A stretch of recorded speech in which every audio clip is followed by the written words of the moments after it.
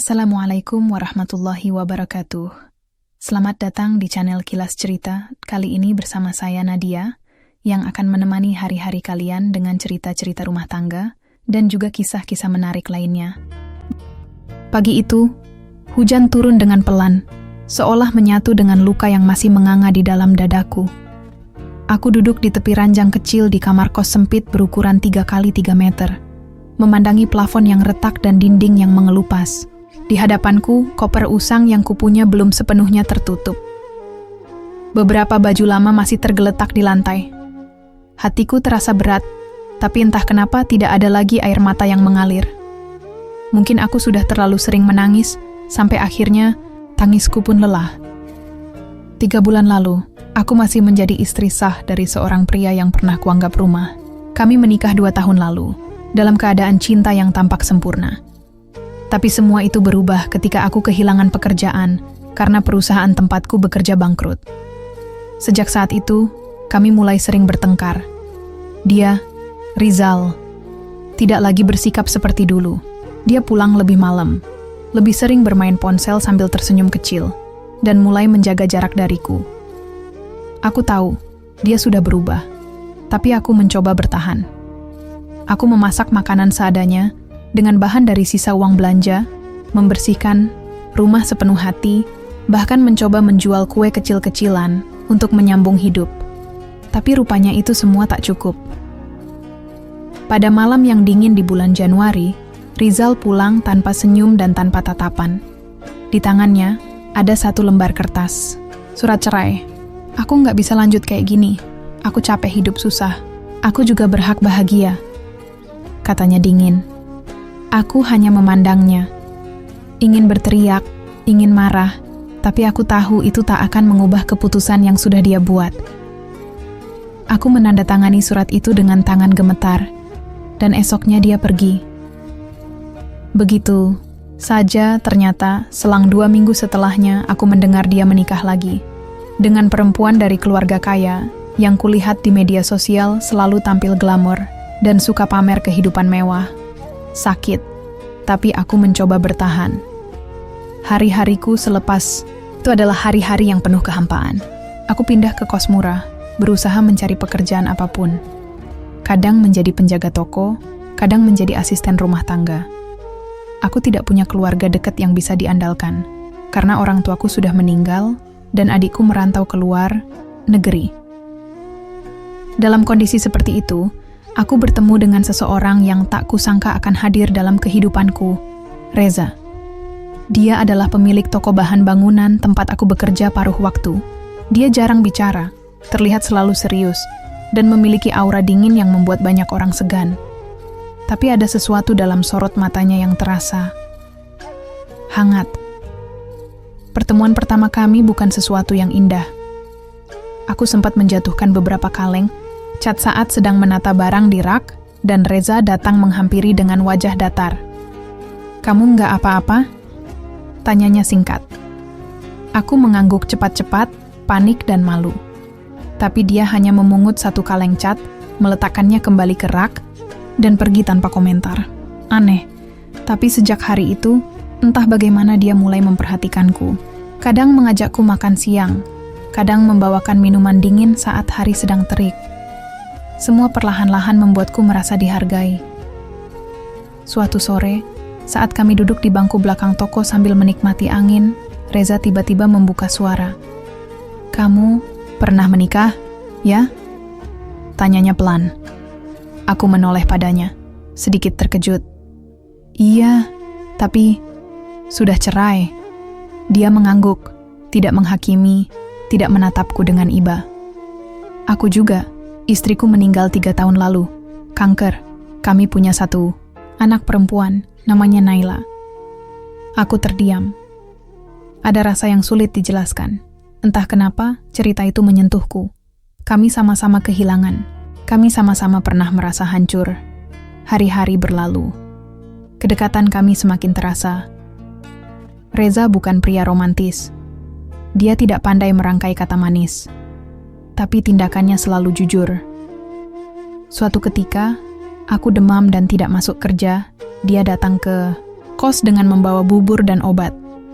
Duduk di kursi reyot di depanku, menungguku makan, lalu pergi begitu saja setelah memastikan aku baik-baik saja. Hubungan kami tidak pernah diumumkan. Kami hanya tahu bahwa kami saling peduli. Sampai suatu malam, saat bulan menggantung pucat di langit, Reza datang dan mengajakku bicara. Aku tahu ini mungkin terdengar cepat, tapi aku serius. Aku ingin kamu jadi istriku, katanya dengan tenang, tanpa embel-embel rayuan. Aku terdiam. Jantungku berdebar. Aku takut. Takut kembali gagal. Takut kembali merasa tidak cukup. Aku bukan siapa-siapa, Reza. Aku nggak punya apa-apa.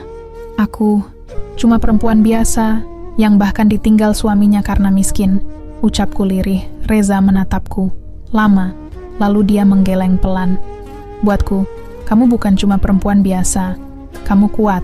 Kamu tahu rasanya jatuh, tapi kamu tetap berdiri. Itu cukup.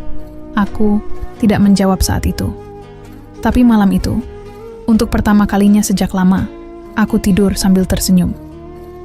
Bukan karena semuanya sudah sempurna, tapi karena ada seseorang yang melihatku bukan dari apa yang aku punya, tapi dari siapa diriku. Beberapa minggu kemudian, kami menikah sederhana. Hanya dihadiri beberapa kerabat dan tetangga. Aku mengenakan kebaya sederhana warna krem yang kupinjam dari tetanggaku. Tidak ada pesta mewah, tidak ada gaun pengantin berkilau, tapi ada kebahagiaan yang terasa tulus. Menjadi istri dari duda dengan satu anak bukan hal yang mudah. Naila, putrinya, awalnya sangat tertutup padaku. Ia lebih banyak diam, bahkan kadang menolak saat aku mencoba mengajaknya bicara. Aku tahu dia masih merindukan ibunya. Dan itu membuatku tidak pernah memaksanya untuk langsung menerimaku. Hari demi hari, aku mencoba mendekatinya dengan perlahan. Mengajaknya membaca buku, memasak kue bersama, atau sekadar menemaninya bermain boneka. Suatu malam, saat aku hendak menutup pintu kamar, Naila berlari kecil dan memelukku dari belakang. "Mama boleh temenin Naila tidur malam ini?" katanya pelan. Tangisku pecah malam itu. Dalam pelukannya, aku merasa seperti benar-benar menjadi seseorang yang berarti. Bukan lagi perempuan yang ditinggalkan karena tidak punya apa-apa, tapi perempuan yang dicintai, diterima, dan dihargai. Namun tentu saja, hidup tidak selalu berjalan mulus. Kehidupan rumah tangga kami diwarnai banyak tantangan. Ekonomi masih pas-pasan. Aku membantu di toko saat Naila sekolah. Ada saat-saat aku merasa lelah, merasa takut kehilangan lagi. Terlebih saat mantan suamiku tiba-tiba muncul, menawarkan bantuan dengan wajah seolah bersalah. "Kalau kamu butuh uang, bilang aja. Aku bisa bantu," katanya suatu hari, saat kami tak sengaja bertemu di pasar. Aku hanya tersenyum tipis. "Terima kasih. Tapi aku baik-baik saja."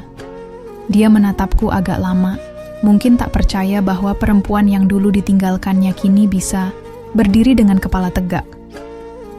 Aku tidak membalas dendam. Aku hanya tidak mau lagi hidup dalam bayang-bayang masa lalu. Hari-hari terus berlalu. Reza semakin terbuka, Naila semakin dekat denganku. Kami bukan keluarga yang sempurna, tapi kami belajar setiap hari untuk saling menerima dan menguatkan. Kadang, di malam-malam sepi, aku duduk di teras rumah kecil kami sambil memandangi langit. Mengingat semua luka, kehilangan, dan kesepian yang pernah kurasakan. Semua itu seakan membawa aku ke tempat ini. Bukan tempat yang mewah, tapi tempat di mana aku dicintai tanpa syarat. Apakah ini akhir dari perjalananku? Entahlah. Tapi yang pasti, ini adalah awal dari lembaran baru yang penuh harapan. Kehidupan kami memang tidak selalu mudah, tapi setiap tantangan membuat kami lebih kuat. Setelah beberapa bulan menikah, aku mulai mengenal sisi-sisi lain dari Reza yang selama ini tersembunyi. Ia bukan tipe suami yang banyak bicara, tapi setiap tindakannya selalu membawa kehangatan. Ia selalu memastikan aku tidak kelelahan, mengingatkanku untuk makan, dan menemaniku berbicara di malam hari ketika aku merasa cemas tanpa alasan. Hubungan kami semakin dalam. Tapi dalam diam, aku tahu Reza menyimpan beban yang tidak pernah benar-benar dia bagi. Terkadang aku melihatnya termenung, menatap foto mendiang istrinya yang masih terpajang di ruang kerja. Aku tidak pernah melarangnya. Aku tahu cintanya pada wanita itu tak akan pernah hilang, dan aku pun tidak ingin menggantikannya. Aku hanya ingin ada di sisinya, di masa kini dan masa depan. Suatu malam, ketika hujan mengguyur deras dan listrik sempat padam, kami duduk di ruang tamu hanya ditemani cahaya lilin. Suasana menjadi sangat tenang, hingga aku memberanikan diri bertanya, "Reza, kamu masih sering merindukannya, ya?" Ia terdiam sesaat, lalu mengangguk pelan. "Iya, tapi aku juga bersyukur kamu datang. Kalau tidak, mungkin aku masih terus hidup dalam sepi." Kalimat itu menghujam hatiku. Aku menggenggam tangannya erat. Mungkin aku tidak datang di awal hidupnya, tapi aku ingin ada di sisanya. Tantangan terbesar kami datang beberapa bulan setelah pernikahan. Toko bahan bangunan mengalami penurunan drastis. Persaingan semakin berat, dan salah satu pemasok besar tiba-tiba menaikkan harga bahan tanpa pemberitahuan. Reza mulai stres. Aku bisa melihatnya semakin murung, kadang sulit tidur. Dan yang lebih membuatku cemas, ia mulai jarang tersenyum. Aku mencoba membantunya sebisaku. Aku mencatat pengeluaran toko, menghubungi beberapa kenalan untuk mencari bahan alternatif, bahkan ikut menyortir barang di gudang hingga malam. Kami tidak punya banyak pilihan, dan menyerah bukan salah satunya. Suatu pagi, aku mendapat ide.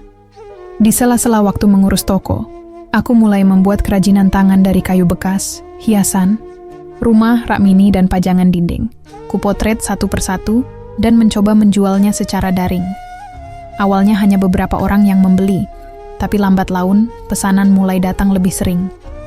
Reza menatapku tak percaya saat uang dari hasil jualanku mulai membantu membayar listrik dan membeli stok kecil di toko. "Kamu hebat," katanya singkat saat melihat laporan kecil yang kubuat. Aku hanya tersenyum. Kita bisa hebat karena saling bantu. Semangat baru itu seperti menyuntikkan energi ke dalam rumah tangga kami. Reza mulai terbuka pada ide-ide baru. Kami mulai menjual secara daring bersama-sama. Naila bahkan ikut menggambar label sederhana untuk produk-produk kami. Rumah kecil kami menjadi bengkel kerja yang penuh tawa dan debu kayu. Tapi sekali lagi, hidup tidak pernah benar-benar lurus. Suatu sore, saat aku sedang di pasar membeli bahan, aku bertemu dengan ibu dari Rizal, mantan suamiku. Perempuan itu tampak kaget melihatku. "Kamu sekarang tinggal di mana? Dengar-dengar nikah lagi ya, sama duda anak satu?" Nada suaranya menyiratkan penilaian, seperti dulu saat ia menentang pernikahanku dengan anaknya. Aku tersenyum sopan. "Iya, Bu. Alhamdulillah kami baik-baik saja." Ia hanya mengangguk pelan, lalu pergi begitu saja. Tapi dalam hatiku, aku tahu, aku sudah berdamai. Aku tidak butuh pengakuan dari siapapun. Yang aku butuh hanyalah ketenangan yang kini kupunya. Malam itu, saat aku menceritakan pertemuan itu pada Reza, ia hanya memelukku. Lama, tanpa kata-kata. "Apapun yang kamu alami di masa lalu, itu semua membawamu ke sini, ke rumah kita, ke aku dan Naila. Jadi, jangan pernah sesali," bisiknya pelan. Air mataku jatuh tanpa bisa kutahan. Hari berganti minggu, minggu berganti bulan. Usaha kecil kami mulai dikenal. Bahkan suatu hari, kami mendapat pesanan dalam jumlah besar dari sebuah kafe di kota sebelah. Aku dan Reza begadang menyiapkannya bersama. Meski lelah, tapi rasanya begitu menyenangkan. Naila semakin dekat denganku. Ia mulai memanggilku Mama dengan alami, tanpa dipaksa. Aku menemaninya belajar, membuat bekal untuk sekolahnya, bahkan menghadiri pertemuan orang tua murid. Satu hari, dia pulang membawa lukisan buatannya. Di gambar itu, ada 3 orang, seorang pria, seorang wanita berambut panjang, dan seorang anak perempuan yang memegang tangan mereka. "Ini kita," katanya bangga. "Papa, Mama, dan Naila." Aku memeluknya erat, dan untuk pertama kalinya aku merasa lengkap. Namun badai datang tanpa diundang. Pada suatu sore, Reza jatuh pingsan di gudang. Aku panik bukan main. Setelah dilarikan ke rumah sakit dan menjalani serangkaian tes, Dokter menyatakan bahwa Reza mengalami gangguan jantung dan butuh penanganan serius. Biayanya tidak kecil. Aku sempat terpaku, tak tahu harus bagaimana. Tabungan kami tidak cukup.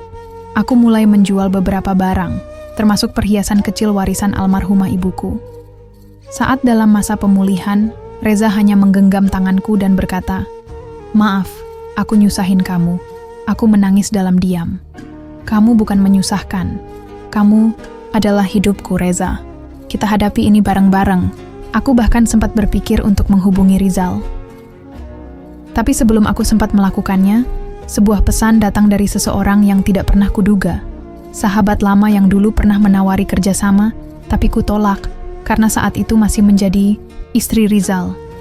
Dia melihat produk kayu buatanku secara daring dan tertarik untuk membantu memperluas pasar. Kesempatan datang di saat yang paling kami butuhkan.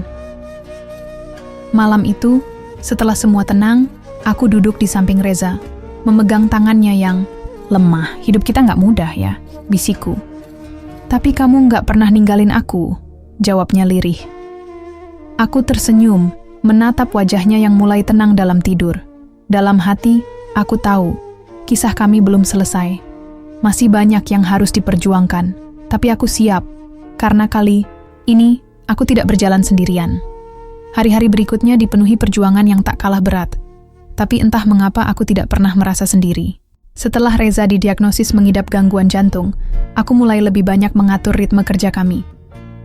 Aku meminta Reza untuk tidak lagi terlalu sering turun ke gudang atau mengangkat barang berat. Awalnya dia keberatan, merasa tidak enak hati, karena membiarkanku mengurus sebagian besar pekerjaan. Tapi perlahan, dia mengerti. Kesehatannya jauh lebih penting dari apapun. Naila juga mulai menunjukkan sikap dewasa yang tidak biasa untuk anak seusianya. Ia membantu dengan senang hati, bahkan mulai belajar mengecat dan menyusun beberapa produk kayu kecil-kecilan. Terkadang aku melihat Reza menatapnya dengan mata yang berkaca-kaca. "Aku takut nggak bisa lihat dia tumbuh besar," katanya suatu malam. Ketika kami duduk berdua di ruang tengah, cahaya remang dari lampu membuat bayangan wajahnya tampak lebih dalam. "Jangan ngomong kayak gitu," aku mencubit pelan lengannya. "Kamu akan sehat. Kita akan berjuang sama-sama. Jangan khawatirkan hal yang belum terjadi." Tapi aku tahu, ketakutan itu nyata. Dan itu membuatku lebih giat, lebih tekun. Aku mulai menjalin relasi dengan beberapa toko online, ikut pelatihan singkat tentang bisnis kecil, bahkan berani mempresentasikan produk kami ke acara UMKM tingkat kota. Dengan izin dan doa dari Reza, aku melangkah sedikit demi sedikit keluar dari zona nyaman. Dan untuk pertama kalinya dalam hidupku, aku merasa percaya diri. Bahkan, ketika suatu hari aku diminta menjadi pembicara di sebuah acara komunitas perempuan tangguh, aku sempat ragu, tapi akhirnya mengiyakan. Aku berdiri di depan puluhan wanita dengan latar belakang berbeda, menceritakan kisah hidupku yang tidak pernah kuanggap luar biasa. Tentang bagaimana aku pernah diceraikan karena miskin, tentang bagaimana aku menikah lagi dengan seorang duda, dan bagaimana kami sama-sama bangkit dari keterpurukan. Saat aku selesai bicara, ruangan itu hening sejenak, sebelum akhirnya terdengar tepuk tangan. Tapi bukan tepuk tangan itu yang membuatku menangis malam itu, melainkan satu pesan kecil yang masuk ke ponselku dari Reza. "Kamu hebat. Kamu nggak cuma menyelamatkan aku. Kamu menyelamatkan hidup kita." Aku menatap pesan itu lama sekali, lalu memeluk ponsel itu ke dadaku. Dalam diam, aku bersyukur. Karena dari luka, Tuhan memberiku rumah baru. Bukan rumah mewah, tapi rumah yang diisi cinta dan perjuangan. Sampai suatu hari, kejutan datang dari masa lalu yang lain. Saat aku sedang memeriksa pesanan yang masuk, sebuah akun menghubungiku lewat media sosial. Aku tak mengenali namanya, tapi saat aku membuka foto profilnya, jantungku langsung berhenti sejenak. Itu adalah istri baru Rizal. Pesannya singkat, "Mbak, boleh kita bicara?" Aku ingin bicara sebagai sesama perempuan. Aku tak langsung membalas. Rasa asing dan trauma lama seolah kembali mengintip dari balik pintu kenangan yang selama ini sudah kututup rapat. Tapi setelah berpikir semalaman, akhirnya aku membalas. Kami bertemu di sebuah kafe kecil. Dia datang dengan wajah yang lebih pucat dari foto-foto glamornya di media sosial. Tidak ada makeup tebal, tidak ada senyum percaya diri. Ia tampak lelah. Dan aku mulai mengerti, bahkan sebelum dia bicara. Aku minta maaf. Kalau kedatanganku ini mengganggu, katanya pelan. Aku hanya menatapnya. Diam. Aku cuma ingin bilang, sekarang aku tahu rasanya. Aku mengernyitkan dahi. Maksudnya? Rizal meninggalkan aku. Setelah uang orang tuaku habis karena usahanya gagal, dia berubah. Mulai kasar, mulai acuh. Sama seperti katanya perlakuan dia ke Mbak dulu. Rasanya seperti dejavu. Tapi tidak ada kebencian dalam hatiku. Aku hanya merasa kosong. Aku nggak datang untuk minta bantu. Lanjutnya. Aku cuma ingin tahu, gimana Mbak bisa bangkit? Kok bisa sekuat itu? Aku menarik napas panjang, memandangnya dengan mata yang tidak lagi membenci. Karena aku tahu satu hal, aku nggak bisa terus nunggu orang lain menghargai aku. Aku harus mulai dulu menghargai diriku sendiri. Dari situ semuanya mulai berubah. Dia mengangguk pelan, matanya berkaca-kaca. Lalu dia pergi, dan aku tak pernah melihatnya lagi. Sepulang dari pertemuan itu, aku memeluk Naila lebih erat dari biasanya. Reza menatapku heran, tapi tak bertanya. Dia tahu, aku hanya sedang menata ulang hatiku. Sekali lagi, beberapa bulan berlalu, usaha kami terus tumbuh, bahkan Reza mulai mendapatkan tawaran kerja sama dari rekan lama yang dulu sempat menjauh saat dia jatuh. Tapi dia menolak halus dan memilih tetap berjalan pelan tapi pasti. Aku menghargai keputusannya. Reza juga mulai rutin ke dokter, menjaga pola makan, dan tidak lagi memaksa dirinya bekerja di luar batas. Kami mulai menikmati hal-hal kecil, sarapan bersama, jalan sore, atau sekadar duduk di teras sambil minum teh dan mendengarkan Naila bercerita tentang hari-harinya di sekolah. Suatu malam, Reza duduk di sampingku, menggenggam tanganku erat. Kamu tahu nggak hal paling aku syukuri dalam hidup ini? Apa? Waktu kamu bilang iya, pas aku lamar kamu. Waktu itu aku pikir, kamu terlalu baik buat orang seperti aku yang udah rusak. Tapi kamu bilang iya. Kamu bahkan nggak pernah nanya aku punya apa. Aku menatap matanya yang jujur. Lalu tersenyum. Aku bilang iya, karena kamu ngelihat aku lebih dari sekadar masa lalu. Dan karena kamu bukan lari waktu tahu hidupku berantakan. Malam itu, kami berpelukan lama. Tak perlu banyak kata. Karena cinta tak selalu datang dari kisah sempurna. Kadang ia lahir dari puing-puing luka dan tumbuh dalam kesabaran. Dan malam itu, untuk pertama kalinya dalam hidupku, aku benar-benar percaya. Aku bukan perempuan yang gagal. Aku adalah perempuan yang bertahan. Kisah ini belum selesai. Tapi apa yang sudah kujalani sudah cukup untuk membuatku tahu bahwa aku telah memilih cinta yang benar. Musim berganti. Angin yang dulu membawa dingin kini terasa hangat. Di rumah kecil kami yang sederhana, hidup berjalan pelan tapi pasti. Toko perlahan-lahan mulai kembali stabil. Meski tidak besar, kami mulai memiliki pelanggan tetap. Aku juga mulai membuka kelas kecil bagi ibu-ibu di sekitar rumah yang ingin belajar membuat kerajinan tangan dari sisa bahan toko. Setiap Sabtu sore, suara tawa dan obrolan para ibu memenuhi pekarangan rumah. Suasana yang dulu tak pernah kubayangkan bisa kurasakan lagi. Ramai, hidup, dan penuh semangat. Reza sering duduk di teras sambil memperhatikan kami. Sesekali ia ikut menyumbang ide atau membantu memotong kayu. Dan Naila, gadis kecil yang dulu begitu pendiam, kini tumbuh menjadi anak yang ceria dan percaya diri. Ia sering membacakan cerita di depan kelas mini kami, memperlihatkan hasil gambarnya, dan berkata, "Mama dan Papa itu hebat." Suatu hari di akhir pekan, saat kami sedang membereskan toko setelah hari yang panjang, Reza memanggilku ke sudut gudang. Ia membuka sebuah kotak kayu yang sudah lama tersimpan di rak tertutup. Di dalamnya, ada beberapa lembar kertas yang tampak lusuh dan sudah menguning.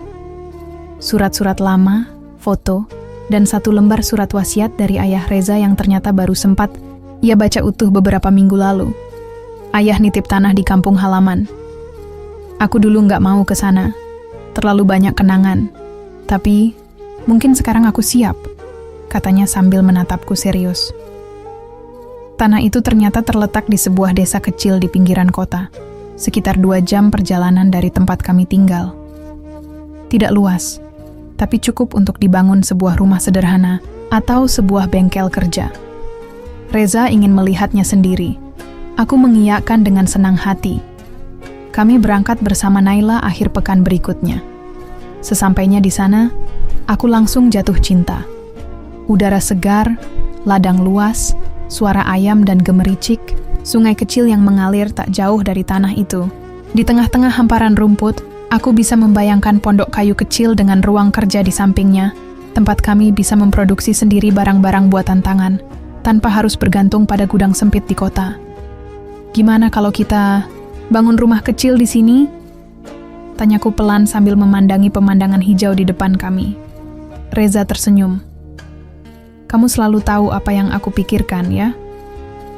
Kami tidak langsung memutuskan, tapi benih rencana itu sudah tumbuh, dan dalam beberapa bulan, kami mulai mencicil bahan.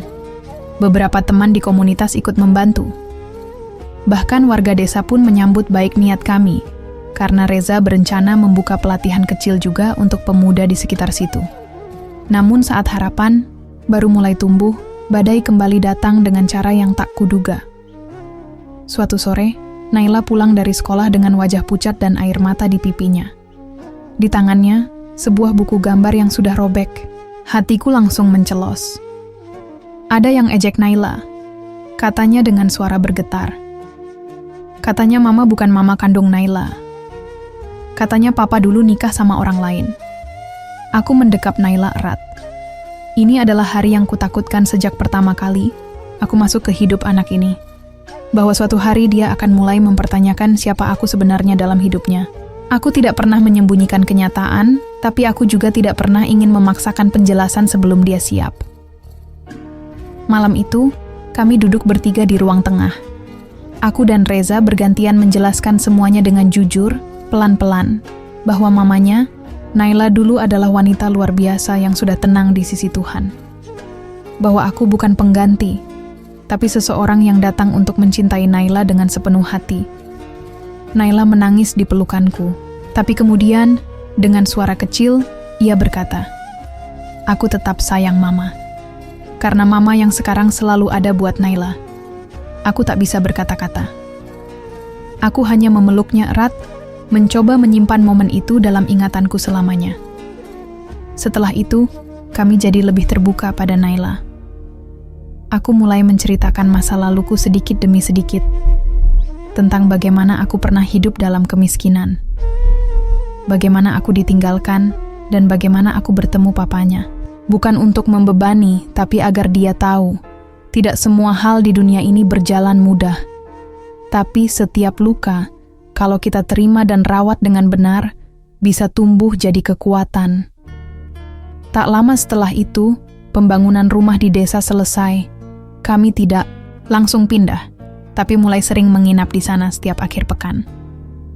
Udara bersih dan suasana tenang membuat kami merasa lebih hidup. Aku mengajar ibu-ibu desa membuat produk kreatif dari bahan lokal, sementara Reza mulai melatih anak-anak muda tentang pertukangan dasar. Naila bahkan punya teman-teman baru, dan tampak begitu bahagia. Dalam satu sore yang cerah, kami duduk bertiga di bawah pohon mangga, makan pisang goreng buatan sendiri dan tertawa karena cerita lucu dari Naila. Kalau suatu hari rumah ini jadi besar, bisa jadi tempat tinggal orang-orang yang butuh semangat baru juga, ya ma? Katanya polos. Aku menatapnya, kemudian memandang Reza. Hati kami sama. Mungkin kami bisa menjadikan tempat ini bukan cuma rumah, tapi rumah harapan. Dan meski jalan masih panjang, aku tahu, aku sudah tidak lagi takut pada hidup.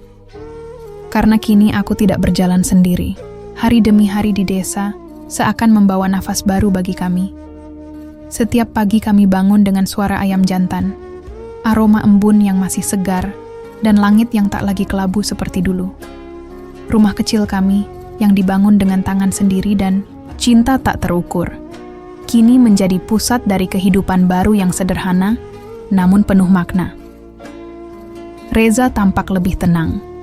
Wajahnya tak lagi sering diliputi kekhawatiran seperti dulu saat toko hampir tutup, atau saat ia bergelut dengan rasa bersalah karena tubuhnya tak lagi sekuat dahulu. Di desa, ia bisa bekerja sesuai irama tubuhnya, tak dipaksa oleh waktu kota yang terburu-buru. Ia membangun meja kerja di belakang rumah, tempat ia mengukir, memahat, dan membentuk kayu menjadi karya yang bernilai. Kadang-kadang, beberapa pemuda dari desa datang untuk belajar darinya, duduk dengan sabar mendengarkan penjelasan Reza tentang kekuatan serat kayu, teknik memotong, hingga bagaimana menghargai hasil kerja sendiri. Sementara itu, aku mulai menyusun rencana yang lebih besar. Tak hanya menjual produk secara online, aku mulai membuka program pelatihan bagi ibu-ibu desa yang ingin menambah penghasilan. Mereka datang dengan keranjang anyaman berisi bahan mentah, sisa kain, benang, bahkan cangkang telur. Dan dengan tangan-tangan yang selama ini digunakan hanya untuk memasak atau mencuci, mereka mulai menciptakan sesuatu yang indah. Kerajinan tangan yang unik, penuh cerita. Kami menamai komunitas kecil itu Rumah Karya Ibu. Tempat ini menjadi ruang bagi mereka yang tak pernah merasa punya cukup nilai untuk didengar. Dan setiap kali seorang ibu berhasil menjual hasil karyanya, kulihat senyum yang tak bisa dibeli oleh apapun. Namun, seperti biasa, kehidupan tidak pernah sepenuhnya tenang. Pada suatu malam, ketika aku dan Reza baru saja menidurkan Naila dan bersiap untuk tidur, ponselku berdering. Sebuah nomor tak dikenal. Aku nyaris tak mengangkatnya, tapi ada firasat yang membuat jariku menekan tombol hijau. Ternyata itu suara dari rumah sakit kota.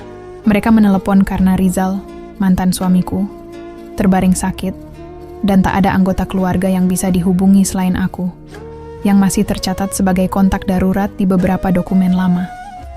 Jujur hatiku campur aduk. Aku tidak mencintainya lagi. Tidak ada lagi tempat untuk luka yang dulu ia beri. Tapi mendengar bahwa seseorang yang pernah jadi bagian dari hidupku kini sendirian dalam kondisi sakit, membuatku tidak bisa tinggal diam. Pergilah kalau kamu mau, kata Reza malam itu. Aku tahu kamu bukan pergi untuk kembali ke masa lalu, tapi untuk menutup pintunya dengan baik. Aku menatap suamiku, pria yang tak hanya mencintaiku, tapi juga memahamiku. Keesokan harinya aku pergi ke kota.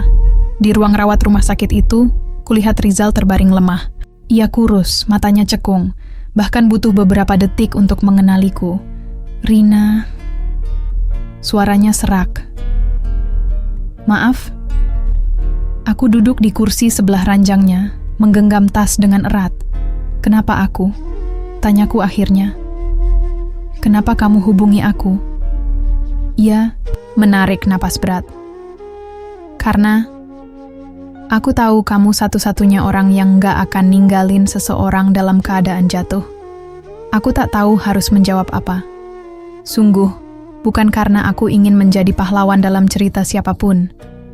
Tapi mungkin, benar kata Reza. Ini tentang menutup pintu yang dulu terbuka terlalu lama. Aku menemaninya beberapa jam, menyelesaikan administrasi yang bisa ku selesaikan. Tidak ada dendam, tidak ada luka lama yang ingin kubuka lagi. Saat aku pamit pulang, Rizal hanya menatapku dan berkata, "Kamu bahagia sekarang, ya?" Aku tersenyum. Bukan senyum angkuh, tapi senyum damai. Iya, sangat bahagia. Perjalanan pulang dari kota ke desa terasa seperti mengalir dalam waktu yang lebih lambat. Di dalam mobil travel yang kukendarai bersama 3 penumpang lain, aku menatap jendela, melihat sawah yang terbentang, pepohonan yang seolah menyambutku kembali. Sesampainya di rumah, Reza sudah menungguku di teras dengan secangkir teh hangat. Ia tak banyak bertanya. Ia tahu, hatiku tidak membawa beban pulang. Beberapa minggu setelahnya, aku dan Reza mendapat undangan dari pemerintah daerah. Usaha kami, bersama komunitas Rumah Karya Ibu, terpilih sebagai salah satu program inspiratif pemberdayaan ekonomi keluarga. Kami diundang untuk menceritakan perjalanan kami, dari awal hingga kini, di hadapan para kepala desa dan tokoh masyarakat. Saat berdiri di podium itu, mikrofon di hadapanku, aku merasa seluruh hidupku menari di benakku. Dari aku diceraikan karena miskin, mengais hidup sendirian, hingga bertemu Reza, duda sederhana dengan anak perempuan kecil yang kini memanggilku mama dengan penuh cinta. Tak ada satupun bagian hidupku yang sempurna, tapi semuanya membawaku. Sampai ke sini, aku menatap wajah-wajah di hadapanku dan berkata, saya pernah kehilangan semuanya. Harga diri, cinta, bahkan harapan. Tapi saya belajar bahwa saat orang lain meninggalkan kita karena kita miskin, bukan berarti hidup juga ikut pergi. Selama kita tidak meninggalkan diri kita sendiri, selalu ada harapan untuk mulai lagi. Dari nol. Dari hati yang paling dalam. Tepuk tangan mengiringi akhir kalimatku. Tapi yang paling menyentuhku adalah pelukan hangat dari Reza dan Naila malam itu, ketika kami sudah kembali ke rumah. Di bawah langit penuh bintang, mereka memelukku seperti aku adalah rumah. Dan aku tahu aku memang rumah, bagi mereka, bagi diriku sendiri, bagi harapan yang dulu nyaris padam. Dan meski kisah ini belum selesai, aku sudah tak takut lagi menghadapi apapun yang akan datang. Musim hujan mulai datang. Setiap malam terdengar rintik air menari di atap rumah kami. Kadang deras, kadang pelan. Tapi tak pernah benar-benar membuat suasana menjadi sendu. Karena di dalam rumah ini, kehangatan tumbuh dari hal-hal kecil. Teh hangat buatan Reza, suara Naila yang membaca buku dengan penuh semangat, dan obrolan ringan di ruang makan yang selalu diakhiri dengan tawa. Tapi seperti hujan yang tak bisa kita hentikan, hidup pun tetap membawa tantangan baru. Reza mulai sering batuk. Awalnya kami pikir itu hanya karena perubahan cuaca, mungkin masuk angin biasa. Tapi saat napasnya terdengar berat dan ia mulai sering terbangun di malam hari karena dadanya sesak, aku tak bisa menunda lebih lama. Kami kembali ke kota, ke rumah. Sakit tempat dulu ia pernah diperiksa. Hasilnya membuatku lemas. Penyakit jantungnya memburuk. Ada pembengkakan di salah satu katup yang membuat aliran darah tidak lancar. Dokter menyarankan operasi, segera, tapi biayanya tidak sedikit.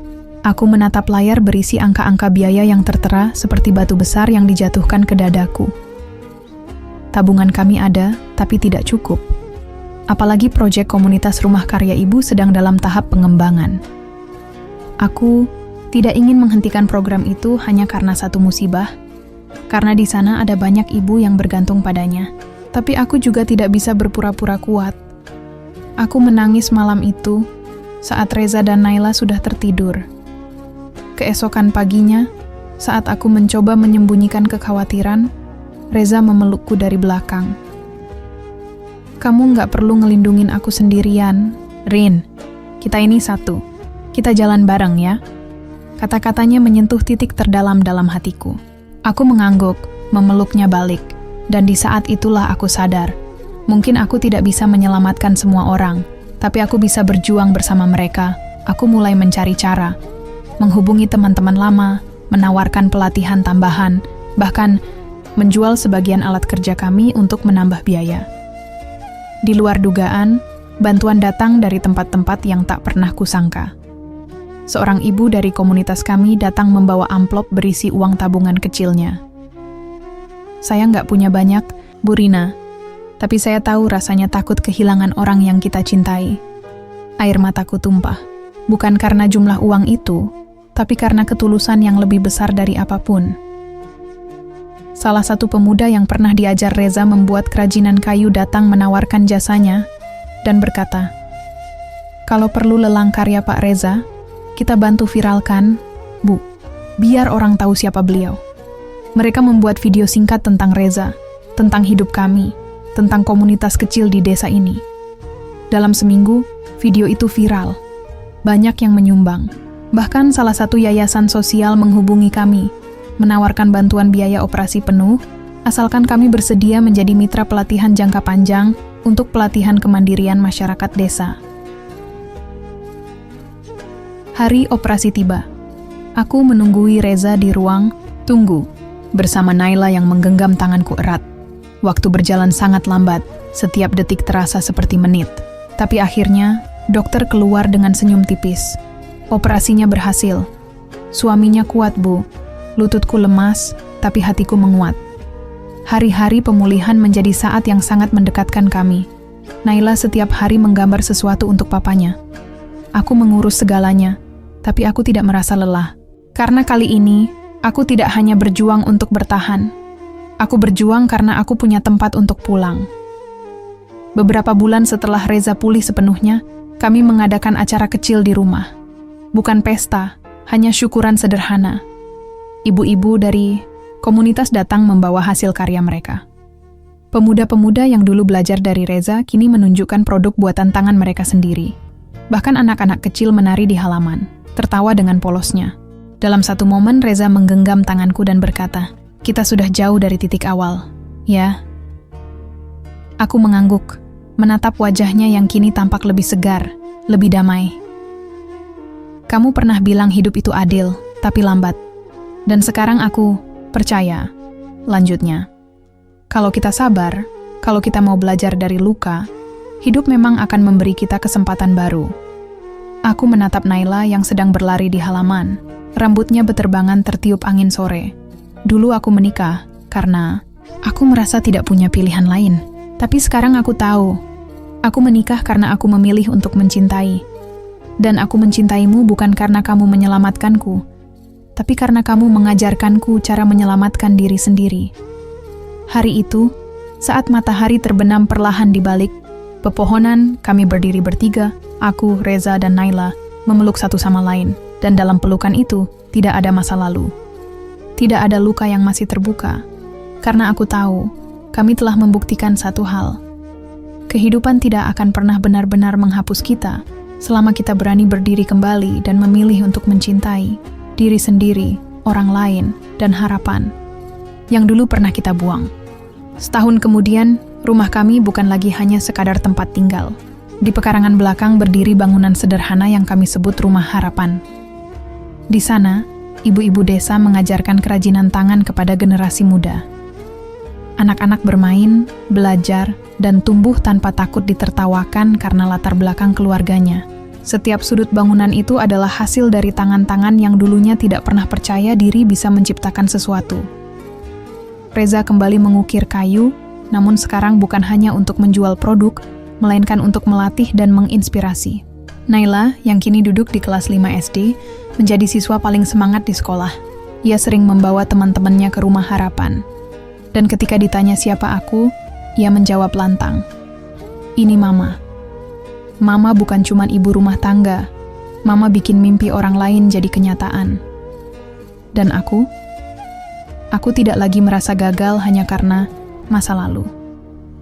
Aku adalah perempuan yang pernah diceraikan karena miskin, dihina karena tak punya apa-apa, ditinggalkan karena dianggap tidak cukup layak. Tapi aku juga perempuan yang bangkit, membangun rumah dari luka, menjahit cinta di atas puing-puing yang dulu ditinggalkan. Aku pernah berpikir bahwa hidupku berakhir di depan meja pengadilan agama, saat mantan suamiku dengan enteng menceraikanku tanpa memberi kesempatan menjelaskan.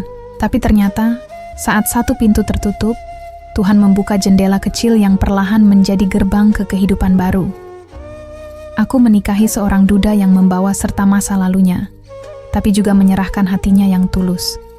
Dan bersamanya, aku belajar bahwa cinta bukan hanya tentang memiliki, tapi tentang menyembuhkan. Kami menyembuhkan satu sama lain. Di malam terakhir tahun itu, kami duduk di bawah langit yang dihiasi bintang. Tak ada kembang api, tak ada pesta, hanya suara jangkrik dan angin malam yang membawa aroma kayu dan bunga Kamboja dari halaman. "Kalau waktu bisa diulang," tanya Reza tiba-tiba, "apa kamu tetap mau menikah denganku?"